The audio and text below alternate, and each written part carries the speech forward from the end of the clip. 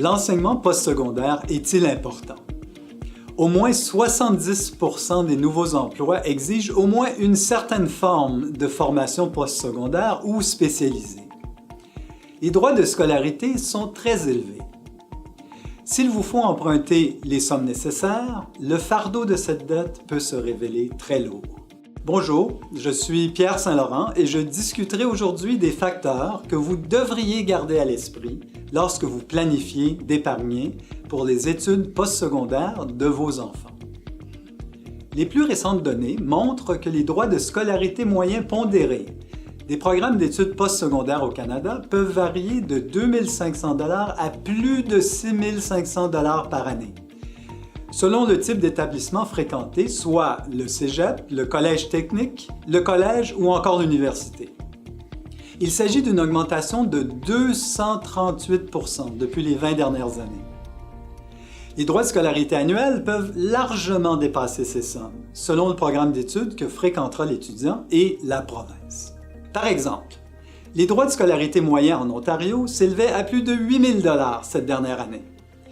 Il faut ensuite ajouter les frais de subsistance, les livres, les frais de laboratoire, les cotisations étudiantes et les frais de transport qui peuvent faire doubler, voire tripler les coûts annuels.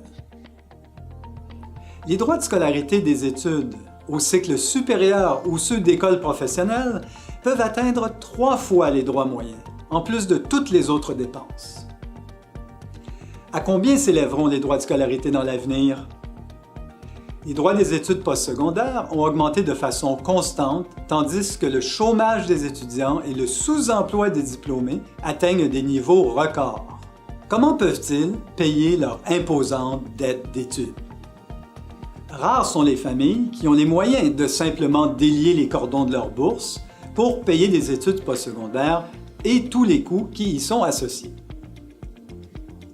L'un des meilleurs moyens d'alléger ce fardeau est de commencer à épargner tôt et régulièrement.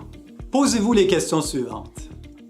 Êtes-vous prêt à mettre de côté entre 4 et 7 $ par jour par enfant pour financer tous les frais en supposant un taux de rendement moyen de 6 %? Pourriez-vous aisément mettre de côté 2 ou 3 $ par jour par enfant pour les droits de scolarité et laisser vos enfants assumer les autres frais ou vivre chez vous pendant leurs études? Si ce montant semble trop élevé, êtes-vous prêt à assumer un risque plus important pour vos placements afin de réaliser des gains supérieurs sur les montants que vous pouvez investir? Quel scénario de placement préférez-vous? A. Sécurité du capital et taux de rendement faible ou relativement faible, ou B. Croissance rapide des placements doublée d'un risque de perte en cours de route. La souplesse d'un régime d'épargne pour des études postsecondaires est-elle importante pour vous? Votre enfant pourrait décider de ne pas faire d'études postsecondaires. Il ou elle pourrait choisir de prendre une année sabbatique avant de commencer ses études ou entre 2 années scolaires. La vie est remplie d'imprévus et votre enfant ou vous-même pourriez avoir besoin de ces sommes pour autre chose. Est-ce qu'un régime enregistré d'épargne études vous convient? Vous devez tenir compte des programmes de subvention gouvernementale qui peuvent offrir jusqu'à 7 200 $ par enfant pour les sommes investies. Le gouvernement pourrait verser des sommes supplémentaires aux familles à faible revenu. Prenez rendez-vous avec un conseiller financier afin d'examiner votre situation financière, votre tolérance au risque et votre horizon de placement. Explorez les options qui offriront à vos enfants la possibilité d'atteindre un niveau de scolarisation supérieur ou de prendre un meilleur départ dans la vie.